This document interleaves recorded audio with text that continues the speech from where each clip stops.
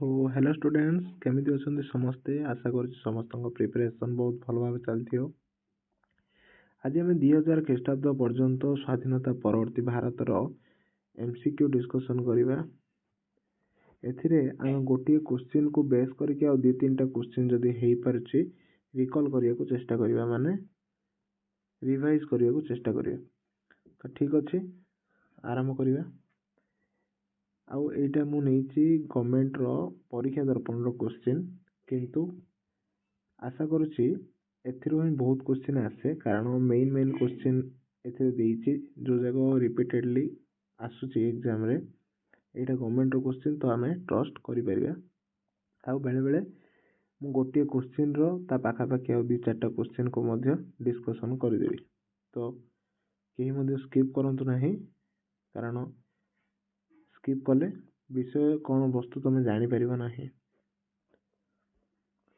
तो देशीय राज्य गुडी को आयतन दृष्टि केतोटी श्रेणी विभक्त करा जायतिला तीनटा श्रेणी रे हम जानि चंदी कोन क ख ग क गुटे ख गुटे ग गुटे अच्छा कहिलो क श्रेणी रे केते आथिले 11 टा ख श्रेणी रे 12 टा आ ग श्रेणी रे 3 टा ठीक अच्छे नेक्स्ट क्वेश्चन जीवा ओडिसा रे केतोटी ख श्रेणी रे गणजात राज्य थिला एबे ही कहली कोन हबो 12 हबो नेक्स्ट क्वेश्चन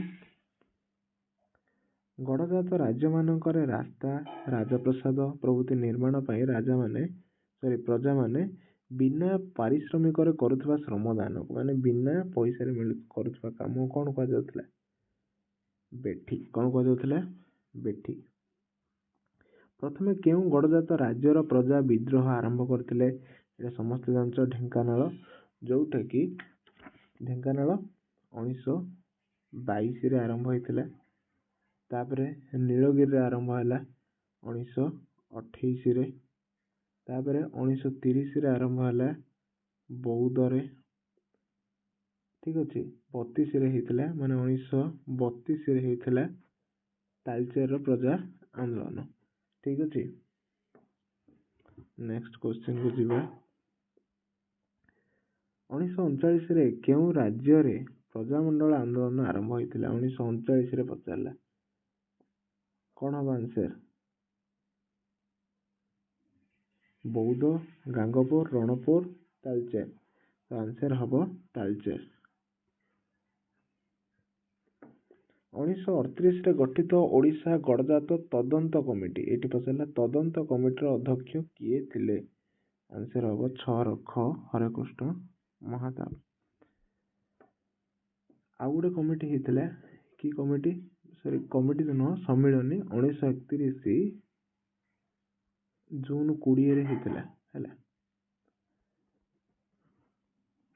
जून 20 रे हितला कोन कटक ठारे हितला ओडिशा गणजात प्रजा सम्मेलन तार प्रथम अधिवेशन रे सभापतित्व किए करथिले भुवनानंद दास कोन भुवनानंद दास एटा भी मन रखियो नेक्स्ट हम जीवा हरकृष्ण महाताब को परशुराम आख्या किए देथिले कलाहांडी रो महाराजा कारण कोन कारण आके सब गणजात राज्य मानको मिसेबा को चाहूले गणजात राजा मानको ओडिसा रे मिसेबा को चाहूले सेथि पई आको परशुराम आख्या दे देले 1947 अक्टोबर 16 रे संबलपुर रे कहार प्रस्ताव को राजा माने कर्णपात कले नाही माने किए गोटे प्रस्ताव देथिला राजा मानको जोडा कि ताके सुनिले नाही किए देथिला आंसर हबो हरेकृष्ण महाताब देथिले गणजात मिश्रण परे ओडिशा विधानसभा सभ्य संख्या 60 रु बढ़ी केते हितला 91 हितला केते हितला 91 नेक्स्ट टाइम जीवा केउ स्थान रो भारत रे देशीय राज्य मिश्रण प्रक्रिया आरंभ हला देखो एटा जदी पचारियो सबुले नीलगिरी हबो मिश्रण प्रक्रिया आरंभ कोठी हितला माने नीलगिरी रो हितला किंतु प्रथमे प्रजा माने आंदोलन कोडी करथिले स्वर उत्तोलन कोडी करथिले बेले से हबो ढेंकानाल खरसुण सढेई कला केउ राज्य सह मिश्रण हला बिहार राज्य सहित କିଏ ପୁନର୍ଗଠିତ ଓଡ଼ିଶା ଗଡ଼ଜାତ ତଦନ୍ତ କମିଟିର ସମ୍ପାଦକ ହେଲେ? ପୁନର୍ଗଠିତ ଓଡ଼ିଶା ଗଡ଼ଜାତ ତଦନ୍ତ କମିଟି। ତ ଆନ୍ସର କ'ଣ ହବ? ସାରଙ୍ଗଧର ଦାସ। ଏଇଟା ଇମ୍ପୋର୍ଟାଣ୍ଟ କ୍ୱେଶ୍ଚିନ୍ଟା ଆସିଥାଉଛି ମଧ୍ୟ ଏକ୍ଜାମ୍ରେ ଆସିଥାଉଛି। ହରେକୃଷ୍ଣ ମହାତାବଙ୍କ ଅନୁପସ୍ଥିତିରେ ନୀଳଗିରିକୁ ଦଖଲ କରିବା କାର୍ଯ୍ୟ କିଏ ପରିଚାଳନା କରିଥିଲେ? ମାନେ ଯେତେବେଳେ ହରେକୃଷ୍ଣ ମହାତାବ ଅନୁପସ୍ଥିତ ଥିଲେ ନୀଳଗିରିକୁ ଦଖଲ କରିବା କାର୍ଯ୍ୟଟାକୁ କିଏ ପରିଚାଳନା କରିଥିଲେ? ନବକୃଷ୍ଣ ଚୌଧୁରୀ। କିଏ? ନବକୃଷ୍ଣ ଚୌଧୁରୀ। ଆଚ୍ଛା, ନବକୃଷ୍ଣ ଚୌଧୁରୀ କ'ଣ ଥିଲେ ମୋତେ କମେଣ୍ଟରେ ଜଣାଇବ। କେଉଁ ମସିହାରେ ଭାରତ ସରକାର ଯୋଜନା ଆୟୋଗ ଗଠନ କଲେ? କେଉଁ ମସିହାରେ? 1950 ମସିହାରେ।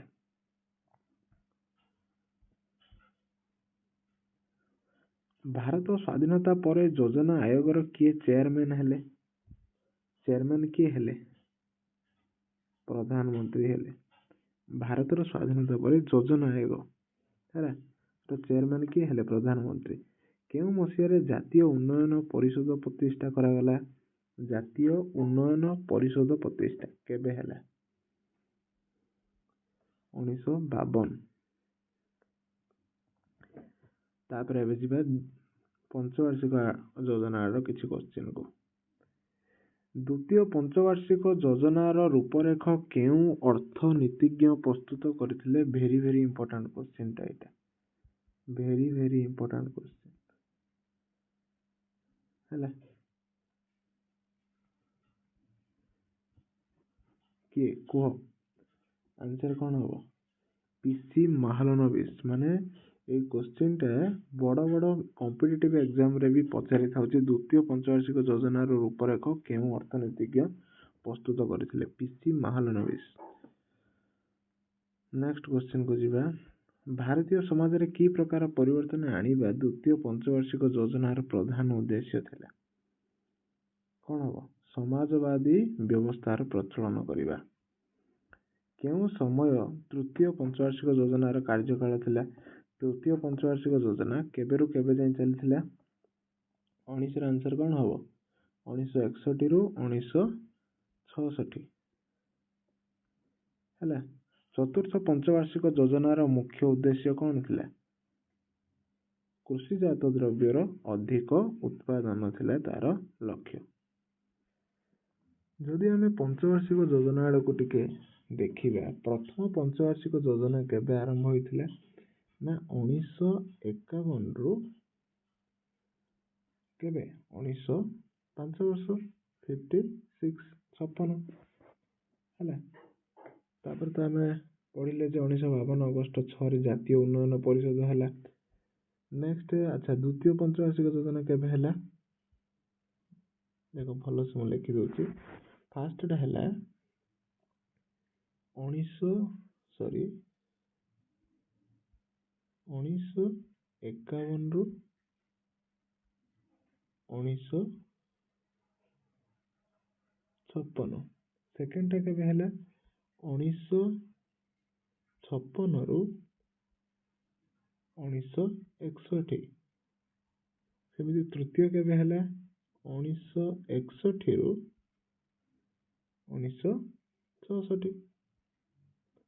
ତାପରେ ତ ତମେ ଜାଣିଛ କ'ଣ ହେଲା? 1966ରେ କ'ଣ ହେଇଥିଲା? ଆଚ୍ଛା, ଆଉ ଗୋଟେ କ୍ୱେଶ୍ଚିନ୍ ହେଉଛି 1969 ମସିହାରେ ମାନେ 1969ରେ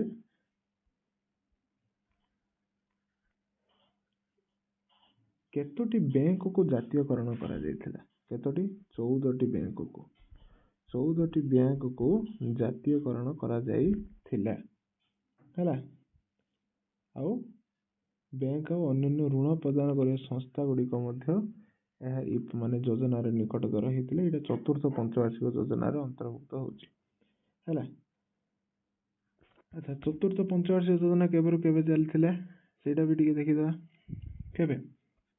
1969ରୁ 1974। ମୁଁ କହିଥିଲି 66 ପରେ 67, 68 2 ବର୍ଷ ଗ୍ୟାପ୍ ହେଇଗଲା, ତାପରେ ଚାଲିଲା। ଆଚ୍ଛା, ତାପରେ କ'ଣ ହେଇଥିଲା, ମଝିରେ ଟିକେ ପ୍ରୋବ୍ଲେମ୍ ଆସିଲା। କ'ଣ ହେଇଥିଲା, 1971 ମସିହାରେ ଭାରତ ପାକିସ୍ତାନ ଯୁଦ୍ଧ ହେଇଥିଲା। ସେଥିପାଇଁ ଆମ ଦେଶ ଟିକେ ଗ୍ରୋ କରିପାରିଲାନି, ଅସୁବିଧାରେ ଟିକେ ସମ୍ମୁଖୀନ ହେଲା। ପଞ୍ଚମ ପଞ୍ଚବାର୍ଷିକ ଯୋଜନା କେବେ ହେଇଥିଲା, 1974 ରୁ 1979 ଯାଏ। ଠିକ୍ ଅଛି, ଭଲସେ ମନେ ରଖିଦବ, ଏଇଟା ରିଭାଇଜ କରିବା ପାଇଁ କହିଦେଲି। ଚାଲ, ଏ 5ଟା ହିଁ ମନେ ରଖ, ପୁଣି କିଛି ଯଦି ରିକ୍ୱାରମେଣ୍ଟ ହବ ମୁଁ କହିଦେବି। ହଟି ଦେଖ, ଏଇ ସେମ୍ କୋଶ୍ଚିନ୍ଟା ପଚାରିଲା 69ରେ କେତେଟା ବ୍ୟାଙ୍କକୁ ଜାତୀୟକରଣ କରାଯାଇଥିଲା, 14ଟି ବ୍ୟାଙ୍କକୁ। ଠିକ୍ ଅଛି। ଦ୍ୱିତୀୟ ପଞ୍ଚବାର୍ଷିକ ଯୋଜନାର କାର୍ଯ୍ୟକାଳ କେବେ ଶେଷ ହେଲା, ଏବେ ହିଁ କହିଲି ଦ୍ୱିତୀୟ ପଞ୍ଚବାର୍ଷିକ ଯୋଜନା କେବେ ସରିବ। ଯଦି ପ୍ରଥମେ ଆରମ୍ଭ ମନେ ରଖିଦେବ, 56ରେ ସେକେଣ୍ଡଟା ସରିଥିଲା, 56ରୁ 5 ଇୟର ଆଡ୍ କର, କେବେ ସରିବ, 61 ହବ।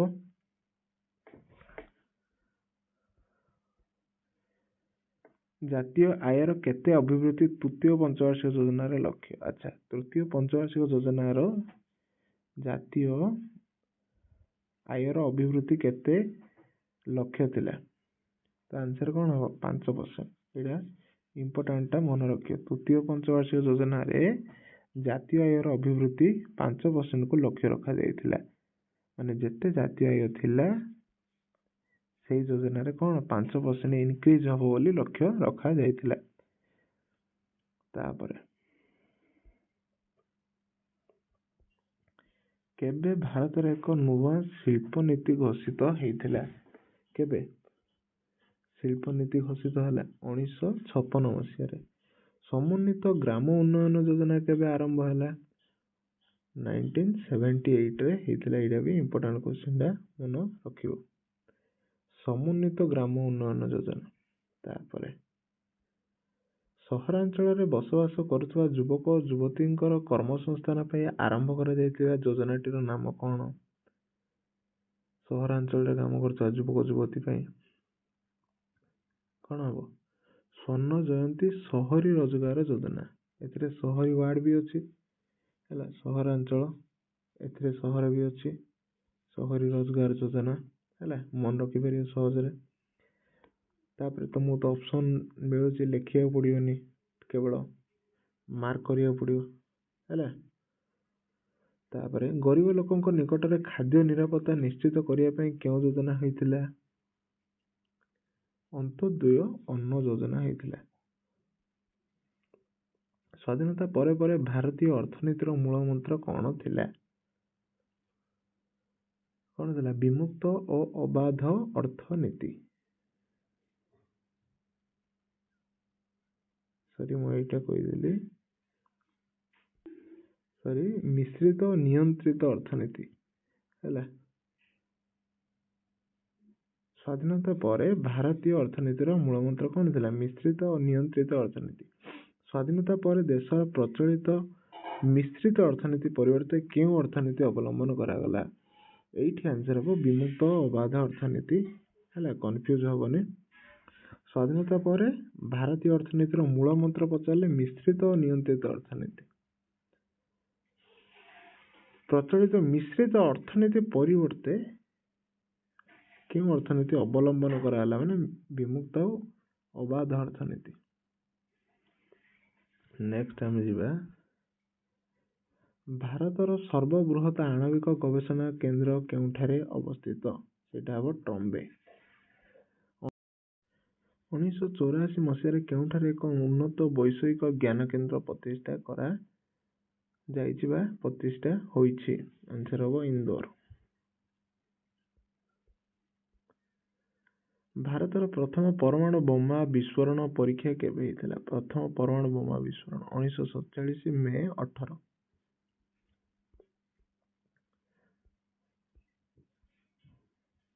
କେଉଁ ରାଷ୍ଟ୍ରର ସହାୟତାରେ ସାମରିକ ପ୍ରଯୁକ୍ତି ବିଦ୍ୟାକୁ ଭାରତରେ ବିକଶିତ କରାଗଲା, ଆନ୍ସର ହେବ ସୋଭିଏତ ରୁଷିଆ। ସେ ଏବେ ମଧ୍ୟ ଆମର ସହିତ ଅଛି, ରିସେଣ୍ଟଲି ଭ୍ଲାଦିମିର ପୁତିନ ଭାରତକୁ ଆସିଥିଲେ, ସମସ୍ତେ ଜାଣିଥିବ। କେଉଁଠାରେ ଏକ କ୍ଷେପଣାସ୍ତ୍ର ପରୀକ୍ଷଣ କେନ୍ଦ୍ର ପ୍ରତିଷ୍ଠା କରାଯାଇଛି? ଆନ୍ସର ହବ ଚାନ୍ଦିପୁର। ଥୁମ୍ବା ବିସୁବିୟ ରକେଟ ଉତ୍କ୍ଷେପଣ କେନ୍ଦ୍ର କେଉଁଠାରେ ଅବସ୍ଥିତ? ଥିରୁଅନନ୍ତପୁରମ୍। କେଉଁଠାରେ? ଥିରୁଅନନ୍ତପୁରମ୍। କେଉଁ ସମୟକୁ ଭାରତରେ ନେହେରୁ ଯୁଗ ବୋଲି କୁହାଯାଏ? କେଉଁ ସମୟରେ ଭାରତକୁ ନେହେରୁ ଯୁଗ କୁହାଯାଏ? 1946ରୁ 1964। ଏଇଟା ମନେ ରଖିବାଟା ବହୁତ ସହଜ, କାରଣ ଉଲ୍ଟାଟା ଦେଇଥିବ। 46, 64। 46, 64। ଭାରତ ପ୍ରେରଣ କରିଥିବା ପ୍ରଥମ କୃତ୍ରିମ ଉପଗ୍ରହ, ଏଇଟା ବି ବହୁତ ଇମ୍ପୋର୍ଟାଣ୍ଟ କ୍ୱେଶ୍ଚିନ୍। 37 ନମ୍ବର ହବ କଣ? ଆର୍ଯ୍ୟଭଟ୍ଟ। ଭାରତ ତାର ପ୍ରଥମ ପରମାଣୁ ବୋମା ବିସ୍ଫୋରଣ ପରୀକ୍ଷା କେଉଁଠାରେ କରିଥିଲା? ପୋଖରାନରେ। ହେଲା, ପୋଖରାନ ଗୋଟେ ମୁଭି ବି ଅଛି ପରମାଣୁ ବୋଲି, ସେଥିରେ ଏଇ ଜିନିଷଟା ତମେ ଦେଖିପାରିବ। 1981 ଜୁନ 19ରେ ଭାରତର କେଉଁ ଯୋଗାଯୋଗ ଉପଗ୍ରହ ମହାକାଶକୁ ପ୍ରେରଣ କରାଯାଇଥିଲା? ଆନ୍ସର ହବ ଆପଲ। ଲାଷ୍ଟ କ୍ୱେଶ୍ଚିନ୍, କିଏ ଭାରତର ପ୍ରଥମ ଭାରତୀୟ ବୈଷୟିକ ଶିକ୍ଷାନୁଷ୍ଠାନର ଶୁଭାରମ୍ଭ କରିଥିଲେ? ମୌଲାନା ଆବୁଲ କଲାମ ଆଜାଦ। ହେଲା, ମୌଲାନା ଆବୁଲ କଲାମ ଆଜାଦ। ତ ବହୁତ କିଛି କ୍ୱେଶ୍ଚିନ୍ ମଧ୍ୟ ସ୍କିପ୍ ହେଇଗଲା, ଯେମିତିକି ପୂର୍ବତଟ ରେଳପଥର ଶୁଭ କିଏ ଦେଇଥିଲେ, ଆଉ ବହୁତ କିଛି କଲେଜ ସ୍କୁଲ କେବେ ପ୍ରତିଷ୍ଠା ହେଇଥିଲା। କିନ୍ତୁ ଏତିକି କ୍ୱେଶ୍ଚିନ୍ ତମେ ପ୍ରାକ୍ଟିସ୍ କରିସାର, ପୁଣି ନେକ୍ସଟ ଆମେ ଯେତେବେଳେ ପ୍ରାକ୍ଟିସ୍ ସେଟ୍ କରିବା, ପ୍ରାକ୍ଟିସ୍ ସେଟ୍ରେ ସେସବୁ କ୍ୱେଶ୍ଚିନ୍ କଭର୍ ହେଇଯିବ।